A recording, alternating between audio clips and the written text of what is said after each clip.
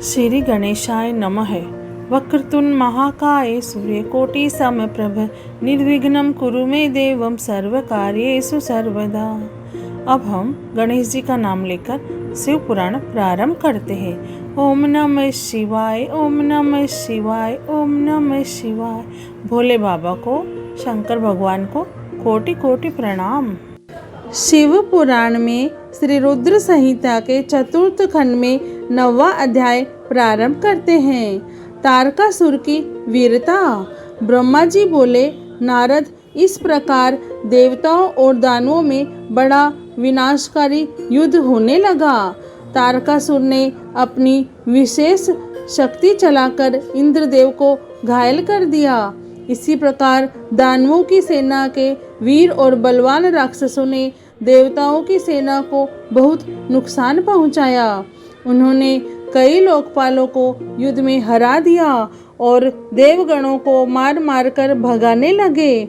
असुर सैनिकों को देवताओं पर हावी होते देखकर असुर खुशी में झूम उठे और भयंकर गर्जना करने लगे।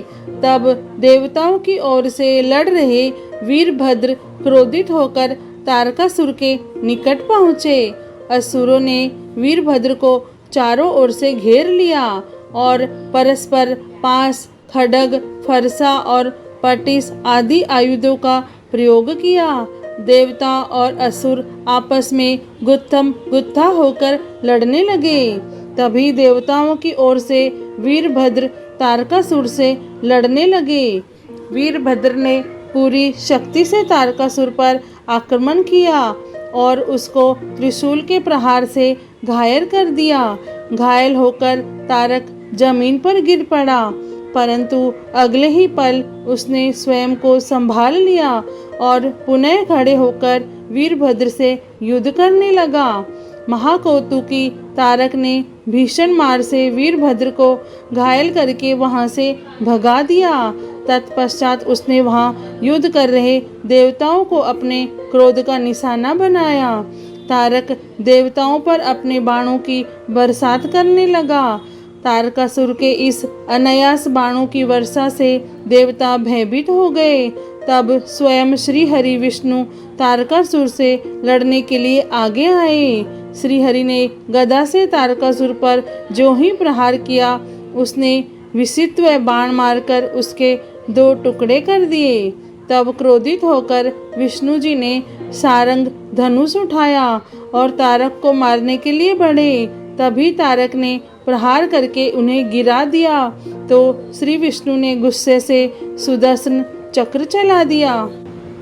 नारद, तब मैंने कुमार कार्तिकेय के पास जाकर उनसे कहा कि मेरे दिए हुए वरदान के अनुसार तारकासुर का वध आपके श्री हाथों से ही होगा, इसलिए कोई भी देवता तारक का कुछ भी नहीं बिगाड़ सकता। यह सुनकर कार्तिकेय रथ से नीचे उतर गए और पैदल ही तारक को मारने के लिए दौड़े। उनके हाथ में उनकी शक्ति थी जो लपटों के समान चमकती हुई उल्का की तरह लग रही थी।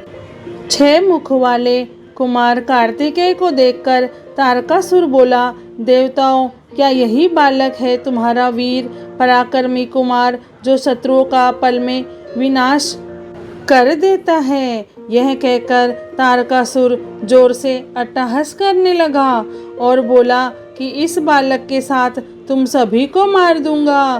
तुम इस बालक की मेरे हाथों हत्या कराओगे। ऐसा बोलते हुए भयानक गर्जना करता हो वह कुमार कार्तिकेय की ओर पलटा और बोला कि हे बालक, ये मूर्ख देवता तो व्यर्थ में तुझे बलि का बकरा बनाना चाहते हैं, पर मैं इतना कठोर नहीं हूँ कि बिना किसी अपराध के एक मासूम बालक पर वार करूँ। इसलिए जा, तू भाग जा, मैं तेरे प्राणों को छोड़ देता हूँ। देवराज इंद्र और भगवान श्री हरि विष्णु की निंदा करने से तारक द्वारा कमाया गया तपस्या का सारा पुण्य नष्ट हो गया था। तभी इंद्र ने उस पर वज्र का प्रहार किया, जिससे वह धरती पर गिर पड़ा। तब कुछ ही देर में तारकासुर पूरे उत्साह के साथ पुनः उठ खड़ा हुआ और अपने भीषण प्रहार से उसने देवराज इंद्र को घायल कर दिया और उन पर अपने पैर का प्रहार किया। यह देखकर देवता भयभीत हो गए और इधर उधर भागने लगे। तभी श्री हरि विष्णु ने इस स्थिति को संभालने के लिए तारकासुर पर अपना सुदर्शन चक्र चला दिया। चक्र ने तारकासुर को धराशायी कर दिया, परंतु तारकासुर इतनी आसानी से हार मानने वाला नहीं था। वह अपनी पूरी शक्ति के साथ पुनः उठ खड़ा हो गया। तब उसने अपनी प्रचंड शक्ति हाथ में लेकर भगवान विष्णु को ललकारा और उन्हें अपने भीषण प्रहार से घायल कर दिया। विष्णु जी मूर्छित होकर पृथ्वी पर गिर पड़े। वहाँ का यह दृश्य देखकर सभी देवताओं में कोहराम मच गया। सब अपने प्राणों की रक्षा के लिए इधर उधर भागने लगे। सारी सेना तीतर बीतर होने लगी। यह देखकर वीरभद्र ने तारकासुर पर आक्रमण किया। उसने त्रिशूल उठाया और तारकासुर पर वार किया, जिससे तारकासुर भूमि पर गिर पड़ा। किंतु उसी क्षण उठकर उसने वीरभद्र को अपनी शक्ति से घायल करके मूर्छित कर दिया और जोर जोर से हंसने लगा। शिव पुराण में श्री रुद्र संहिता के 4th खंड में 9वां अध्याय पूर्ण हुआ। ओम नमः शिवाय, ओम नमः शिवाय, ओम नमः शिवाय। हे भोलेनाथ, हे शिव शंभु, हे माता पार्वती, आपको कोटि कोटि प्रणाम और कोटि कोटि धन्यवाद। जय भोलेनाथ।